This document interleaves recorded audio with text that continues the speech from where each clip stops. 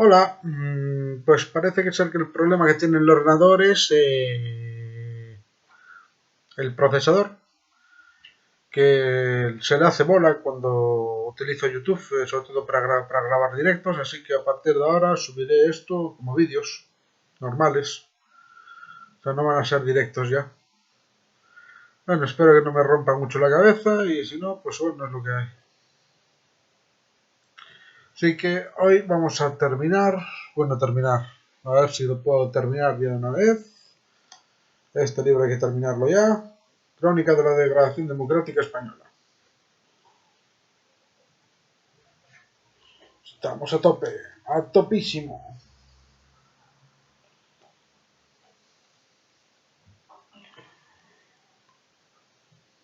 Bueno, vamos a empezar. La colonización institucional.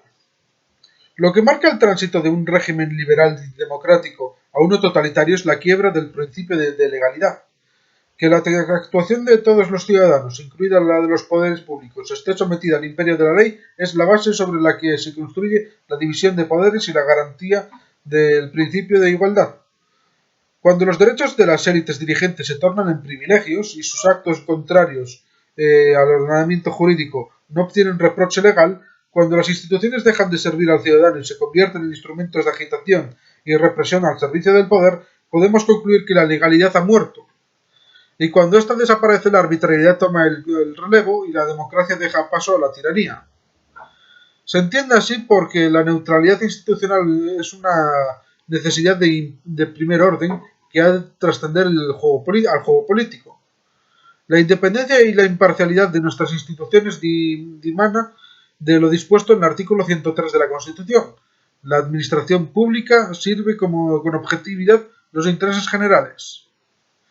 Cierto es que la neutralidad se configura más como una aspiración al desarrollo de la actividad administrativa que como un requisito material, pues no cabe ignorar que los nombramientos de las personas que desempeñan su función en los distintos cargos son, en muchas ocasiones, de origen político, y que a pesar de su condición de expertos, nada impide que presenten intereses corporativos o sesgos ideológicos.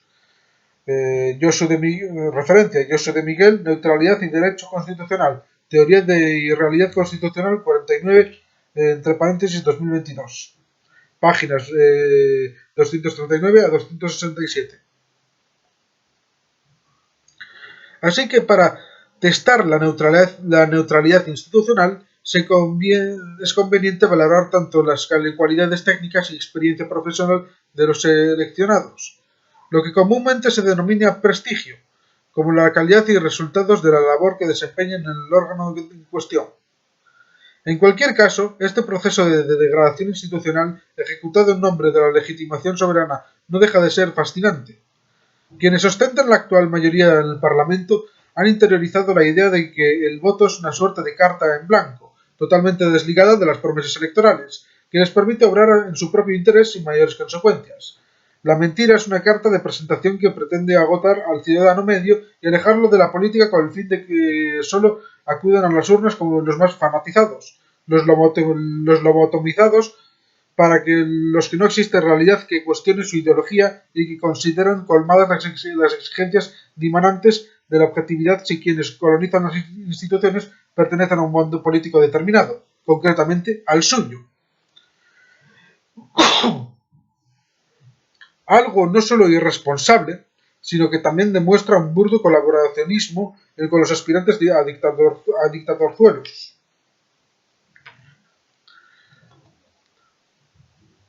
En España, la transición hacia unas instituciones militantes ya se ha puesto en marcha de una manera bastante sui generis. La democracia está mutando a pasos agigantados en una pedrocracia, que equivaldría a un sistema democrático con su correspondiente entramado institucional, pero no al servicio de las necesidades de los ciudadanos, sino al de Pedro Sánchez y de su gobierno.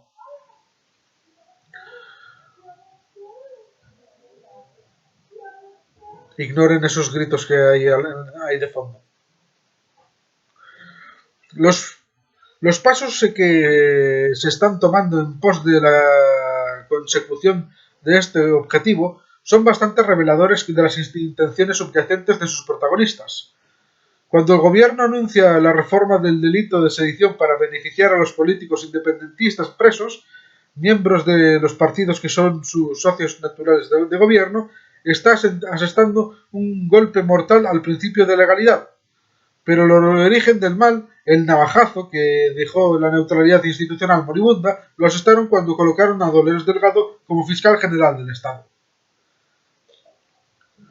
El Centro de Investigaciones Sociológicas, CIS.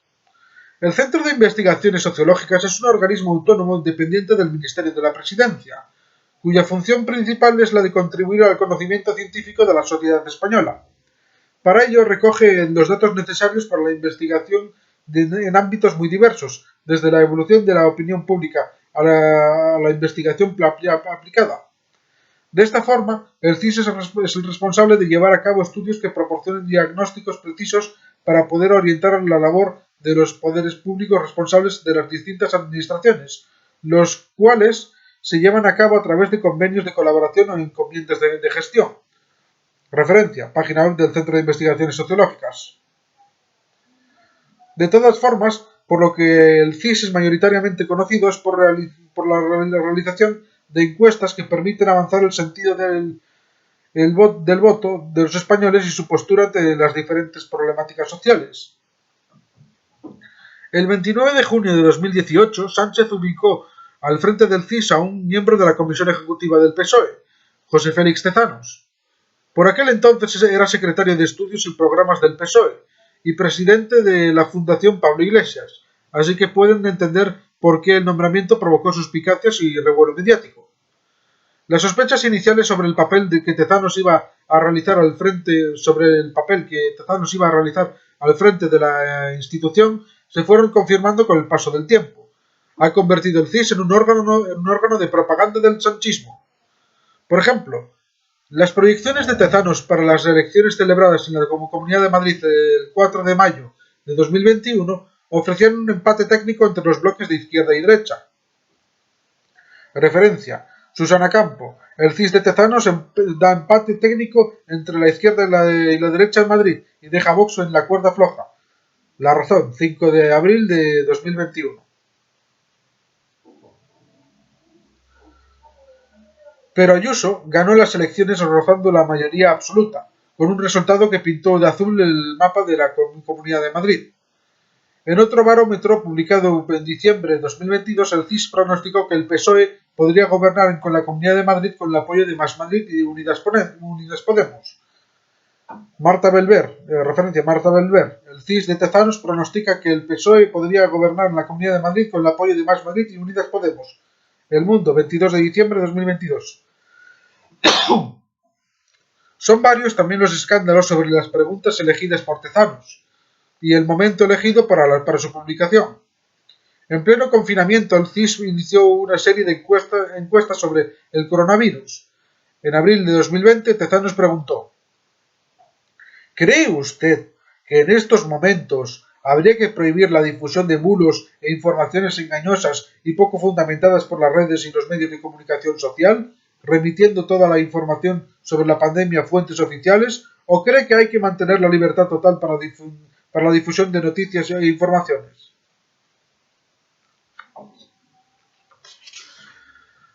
En otra encuesta publicada en enero de 2021 preguntó: en el caso de que hubiera escasez de respiradores, vacunas y medicamentos u otros remedios para la COVID-19 y hubiera una posibilidad de salvarla a la persona a quien se la administrara y pudiera usted elegir entre proporcionárselos a la persona más joven o a la persona más enferma o a la persona más anciana u otro criterio distinto, ¿cuál sería su decisión?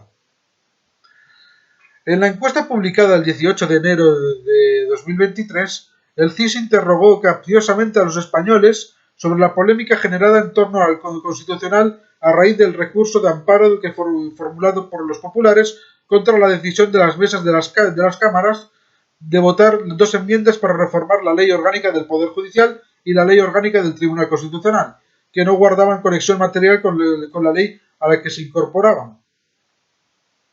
Referencia: Marisa Cruz, el CIS de Tezanos induce a los ciudadanos a culpar al Tribunal Constitucional de prohibir al Parlamento debatir las leyes. El Mundo, 18 de enero de 2023.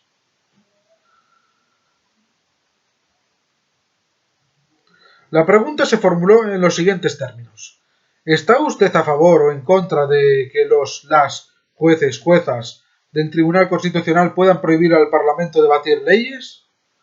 Curiosamente, no se preguntó en esta encuesta sobre la rebaja de la malversación o la derogación de la sedición. Muchos expertos sociólogos y estadísticos han cuestionado tanto sus métodos como sus vaticinios en las encuestas, siempre favorables a las necesidades del Ejecutivo socialista. La llamada cocina, para favorecer al PSOE, es ya todo un clásico. A modo de ejemplo, el reputado sociólogo y presidente de la encuestadora GAT3, Narciso Michavilla, denunció públicamente que Tezanos intenta influir en el voto con el CIS, cuyos sondeos fallan sistemáticamente. Referencia. Michavilla denuncia que Tezanos intenta influir en el voto con el CIS, cuyos sondeos fallan sistemáticamente. Europa Press, 27 de enero de 2022.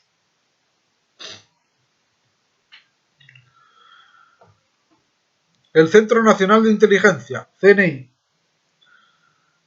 En los últimos 3 años se viralizó el vídeo de Pedro Sánchez en un mitin de 2016 en Sevilla. En él contaba sus problemas para entenderse con el entonces líder de Podemos, Pablo Iglesias, pues mientras a él le preocupaban las políticas sociales, a Iglesias solo le interesaba el control de la Fiscalía, de los jueces, de la policía, de RTVE y del CNI, entre otros. Referencia, El Mundo. Sánchez reveló que Iglesias quería controlar a jueces, fiscales, espías y policía. YouTube, 15 de octubre de 2021.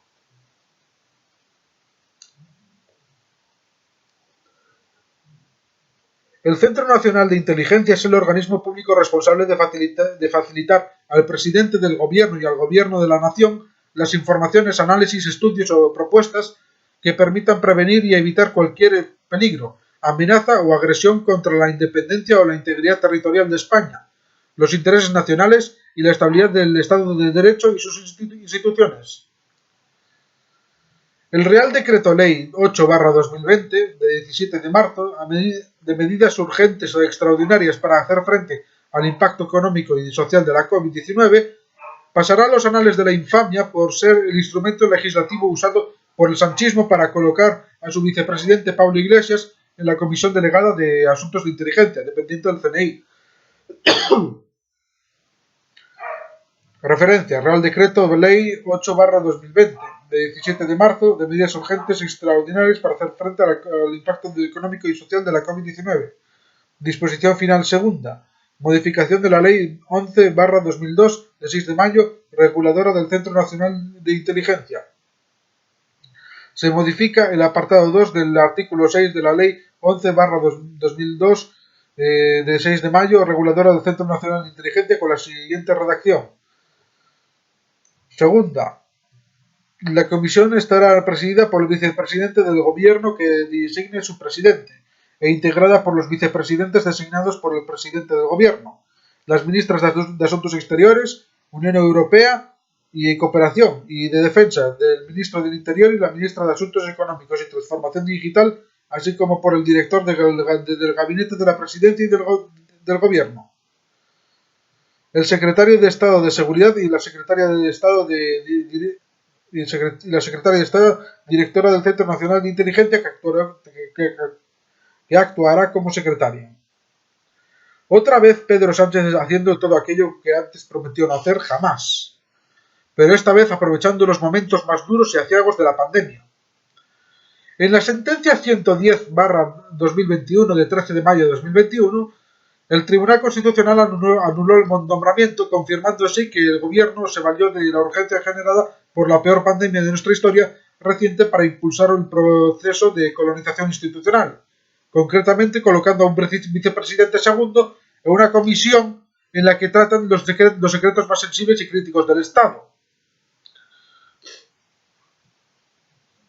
Mientras las UCI se saturaban de enfermos por la COVID-19, las morgues se llenaban de muertos que no iban a poder ser despedidos por sus familiares y los españoles asimilaban que debían permanecer encerrados en sus domicilios, Sánchez y su Consejo de Ministros aprovechaban el Real Decreto en el que se adoptaban las medidas urgentes contra la pandemia para colar de rondón en el CNI a uno de los suyos. Y no uno cualquiera, no, sino a aquel que en el pasado presumía abiertamente de sus vínculos con el chavismo y con el régimen iraní. Pablo Iglesias. Sorteaban así al Congreso, amparándose en una herramienta legal pensada para hacer frente a situaciones de extraordinaria y urgente necesidad. Cuán alejadas estaban nuestras urgencias como ciudadanos de las que realmente inquietaban a un gobierno que alcanzó el poder prometiendo dignidad y progreso. Quienes denunciamos la cacicada jurídica y la falta de sensibilidad que demostraba esta medida en un momento de tanto dolor para los españoles fuimos insultados y tildados de miserables y ruines. La consigna del rebaño era aparta o aporta. Había que remar todos a una y renunciar a la crítica en un proceso colectivo de ceguera autoimpuesta en el que la razón fue sustituida por eslóganes extraídos de la Biblia de Mr. Wonderful telegrafiados desde Moncloa. A este virus lo paramos unidos. Quédate en casa. Nosotros consumíamos su marketing mientras ellos se valían de la distracción para colocar su mercancía más radicalizada allá donde nunca debió estar. Algo más de un año después, el Constitucional adelantó el contenido del fallo de la sentencia que resuelve el asunto de inconstitucionalidad planteado por Vox. También planteó lo otro el Partido Popular. Entre acusaciones de deslealtad y de poner palos en las ruedas al gobierno en el peor momento posible. Por cierto, no me extraña que para Sánchez Vox constituya un peligro para la democracia a la que solo él considera que representa. Gracias a los recursos ante el Constitucional de ese partido, algunas de las barbaridades que perpetró contra nuestro ordenamiento jurídico se plasmaron en sentencias. Lo que afirma el tribunal es que el precepto de la norma pandémica que declara la integración de Pablo Iglesias en la comisión encargada del control del Centro Nacional de Inteligencia es nulo. No debía de haberse producido jamás. Por un lado, porque no se alcanza a vislumbrar la conexión entre las circunstancias de urgente necesidad degeneradas por la pandemia a la que está referido el Real Decreto y el cambio de la composición de la citada comisión para dar entrada a Iglesias. La integración en un mismo decreto ley de preceptos que se vinculan a diferentes causas de extraordinaria y urgente necesidad solo es admisible de principio en los así llamados decretos leyes transversales, dictados ante coyunturas de crisis económica o en los que se contenga de otro modo una política social o económica de urgencia, pues en tales supuestos la posible interdependencia de unas u otras medidas de emergencia sobre los varios sectores objeto de regulación puede requerir o justificar cuando menos una deliberación de conjunto por la Cámara y sobre todo su pronunciamiento al respecto en unidad de acto. La situación que ahora se enjuicia no es reconducible a esa hipótesis, no solo en atención al contenido meramente organizativo del precepto impugnado, sino en virtud del común sentido que aporta razón de ser al cuerpo normativo en el que tal precepto se ha inscrito. El Real Decreto Ley 8/2020 no pretende motivarse en la yuxtaposición o agregación de una diversidad de causas de extraordinaria y urgente necesidad heterogéneas que hubiera deparado una coyuntura genérica de crisis. Se ha dictado, por el contrario, sobre la base de un presunto habilitante muy definido y común, la necesidad de hacer frente a las consecuencias socioeconómicas de la pandemia, que trasciende a una u otras de las ordenaciones allí establecidas, y sólo a la luz del cual podrían estimarse justificadas, en términos de conexión de sentido, en cada una de estas disciplinas específicas. No existe razón jurídico-constitucional alguna para que el cuerpo unitario de este Real Decreto se injerte una u otra regla que corresponda a una supuesta circunstancia de extraordinaria y urgente necesidad diferente de la que anima y da sentido a este texto normativo en su conjunto. Basta con apreciarlo así para que negar que el enjuiciamiento de la disposición final segunda pudiera requerir la consideración de si concurrió o no un hipotético y privativo presupuesto habilitante de que aquí, por lo dicho, no cabría en ningún caso escribir. Por otro lado, porque a los reales decretos leyes solo puede recurrir al gobierno en casos de extraordinaria o urgente necesidad, artículo 86 de la Constitución, y esta no concurría en el nombramiento del vicepresidente segundo. El recurso al decreto de ley se justifica solo ante un caso objetivo de extraordinaria o urgente necesidad. Esto es, ante una coyuntura en la que se haga presente la exigencia impostergable de una intervención normativa inmediata solo atendible eficazmente mediante estas disposiciones legislativas provisionales, algo muy distinto, en suma, a la simple conveniencia de contar, pues cuanto antes, con la norma que en un momento u otro se estime por el gobierno oportuna. Estas últimas apreciaciones pueden ser muy respetables, pero su mero enunciado no justifica el desplazamiento de la potestad legislativa de las Cortes Generales, artículo 66.2 de la Constitución Española, y con ella de la intervención de las minorías en el procedimiento parlamentario. Así pues, la sola invocación de un objetivo de política legislativa no puede aportar fundamento bastante para la adopción mediante decreto ley de una determinada disposición. B. A idéntica conclusión lleva la constatación de que la oportunidad legítimamente apreciada por el Gobierno de que se procediera a la reordenación de la composición de la Comisión Delegada para Asuntos de Inteligencia no puede ser vista como fruto de circunstancias hasta entonces imprevisibles o súbitas que impusieron el inmediato dictado de la norma impugnada.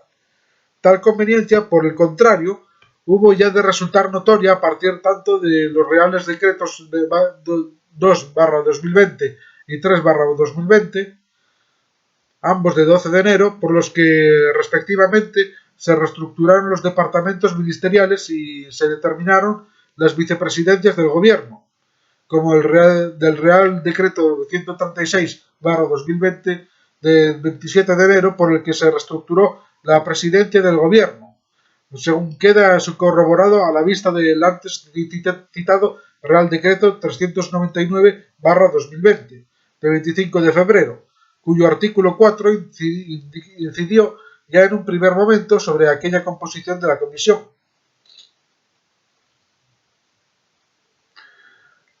Que hicieron lo que le salió del churro. Uno no puede evitar preguntarse si el hecho de que el fallo de esta sentencia se hiciera público días después de que Iglesias anunciase que abandonaba la política es fruto de la casualidad. Es una cuestión que, me temo, quedará sin respuesta. Tampoco sabremos qué rentabilidad de información obtuvo el vicepresidente tras su paso por el CNI. El caso es que la infiltración gubernamental del CNI no se agotó con la polémica del nombramiento del vicepresidente. En mayo de 2022, el Ejecutivo cesó a la directora del Centro de Paz Esteban por un escándalo de entidad más que dudosa.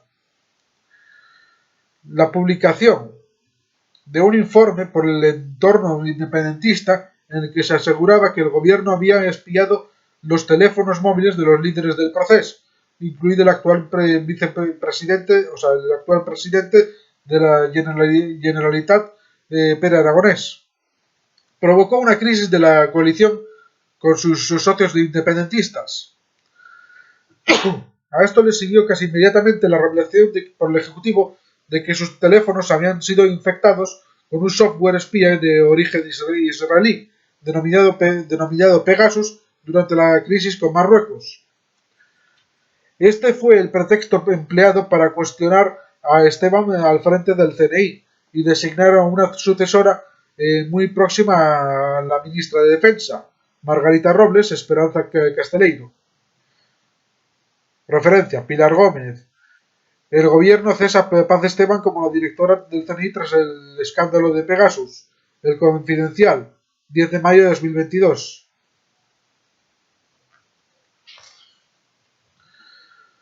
El Tribunal de Cuentas, TCU. La política española se ha transformado en un fango de engaño, crispación y eslóganes en el que retozan cómodos algunos de nuestros dirigentes porque les permite soslayar tanto su propia mediocridad como la de aquellos a quienes colocan gracias al dedazo y al contubernio. Vale. Hasta tal punto llega el descaro que, sin pudor alguno, pretenden hacer pasar por caballos frisones a lo que no son más que mulas de arrastre. Miren si no lo que ha sucedido en torno al Tribunal Constitucional. Aunque el espectáculo al que asistimos a cuenta de la renovación del Tribunal de Cuentas no le va a la zaga. Nos presentaron como caviar algo que no llega a la categoría de mejillón de conserva. Y es que algunos de los nombres del acuerdo provocan un enorme bochorno y una indescriptible vergüenza ajena. Porque una cosa es que el nombramiento de los miembros que lo integran responda a un acuerdo político. Y otra muy distinta es que, en nombre del pacto, se pisoteen no solo los requisitos de imparcialidad que exige la ley, sino también su mera apariencia. Al igual que sucedía con la esposa del César, la rectitud y la integridad de quienes son designados para formar parte de esos dos órganos no solo ha de serlo, sino también parecerlo. Y por desgracia, no acontece ni lo uno ni lo otro.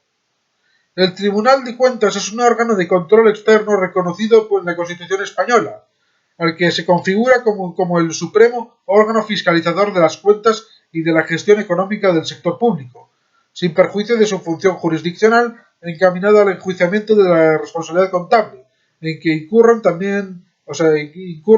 quienes tengan a su cargo el manejo de fondos públicos. También se le atribuye el control de la contabilidad y de la actividad económico-financiera de los partidos políticos, así como el de las aportaciones que reciben las fundaciones y asociaciones vinculadas a las formaciones políticas con experiencia parlamentaria. Referencia, página web del Tribunal de Cuentas. Vistas las funciones que tienen encomendadas, es comprensible entender que sus integrantes tengan que reunir las cualidades formativas y profesionales muy específicas. No es el caso, y para comprobarlo basta con repasar algunos de estos nombres, que en palabras textuales del propio Teodoro García Egea, por aquel entonces secretario general del Partido Popular, representan a perfiles técnicos de reconocido prestigio y además independientes. Referencia, Teodoro García Egea. Twitter, 21 de octubre de 2022. Gracias a los cuales las instituciones saldrán reforzadas y los órganos judiciales despolitizados. Salió Mariscal de Gante, exministra con Aznar y jueza azote del independentismo, y entró el que, hasta de su nombramiento, fue el jefe de gabinete de la ministra de Defensa Margarita Robles, anteriormente magistrado de un juzgado de lo contencioso administrativo de Bilbao. Lo de Podemos colocando a su abogado fue ya un de Aurora Boreal, si me permites la expresión. En la fecha en la que se produjeron los nombramientos, Luis Ortiz tenía una empresa inmobiliaria en la misma sede social que el diario de propaganda de Podemos. En la fecha en la que se produjeron los nombramientos, Luis Ortiz tenía una empresa inmobiliaria en la misma sede social que el diario de propaganda de Podemos, La Última Hora. Efectivamente, la Mercantil Desarrollo Inmobiliario Soctulac S.L. tiene su domicilio en el tercer piso del número 78 de la calle Jorge Juan de Madrid, compartiendo así espacio y confidencias con Dina Busselham. Por cierto, Soctulac se usa como acrónimo de ese ojete huele a caca.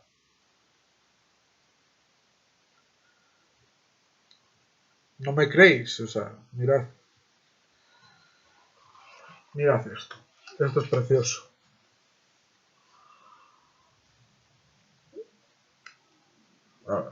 No lo veis. Soktulak. Sogtulak.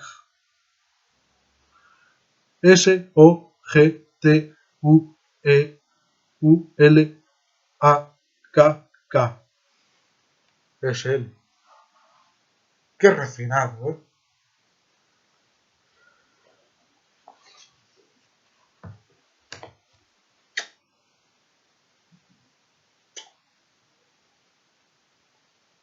Un nivel, dices tú, caray, este tío es listo, ¿eh? Este tío tiene hecho por chorro por 200 millones de neuronas. Que yo no tengo, ¿eh?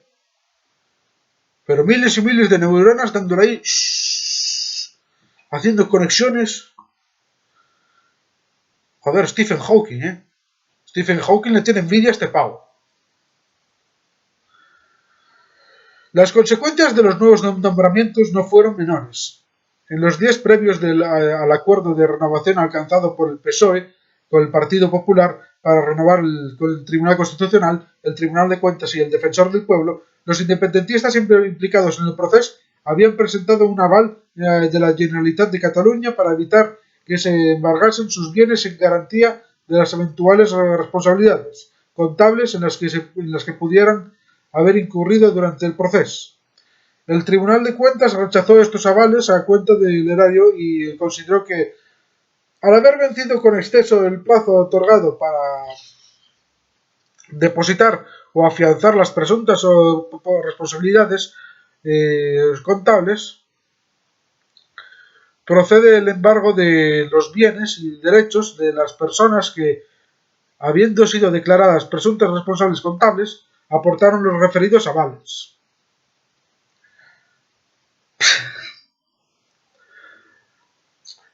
Referencia: Carlos Segovia. El Tribunal de Cuentas rechaza el aval de la Generalitat y anuncia el embargo a 28 dirigentes independentistas. El Mundo, 14 de octubre de 2021. Pocos meses después de la incorporación de los nuevos miembros el Tribunal de Cuentas cambió de parecer y admitió los avales presentados por la Generalitat de Cataluña a 28 ex altos cargos de independentistas. Se trataba de fianzas del Institut Català de Finances, ICF, de 5,4 millones de euros, aprobadas por el Parlamento, para responder a las que se les habían impuesto a Carles Puigdemont, Oriol Junqueras y Artur Mas, entre otros, por la promoción exterior del proceso. Referencia: el Tribunal de Cuentas acepta ahora los avales a los 28 ex altos cargos independentistas. Economía Digital, 28 de febrero de 2022. Se revocaba así la decisión adoptada inicialmente por la delegada instructora del caso, a los que rechazó al considerar que la ley no permitía dar cobertura pública al patrimonio privado de las personas al servicio de la administración, que hubieran obrado con dolo, culpa o negligencia grave en la generación del daño, sea este ocasionado a aquella o a terceros. Otro paso más en la impunidad del proceso, esta vez la económica. Y bueno, lo vamos a dejar aquí hoy, porque esto más bien es un experimento para ver si esto funciona, lo de grabarme yo mismo con mi ordenador y no con los directos de YouTube. Así que de momento aquí nos quedamos. Quemen la basura en mitad del salón, griten y acosen a niños por la calle, enséñenle a los ancianos las delicias de las relaciones poliamorosas, coman caca, tírense pedos en la cara de su abuela, todo es una mierda, no compartáis, no os suscribáis, no le deis a like, nada sirve de nada, estamos todos perdidos, venga meteorito, venga ese meteorito. Adiós.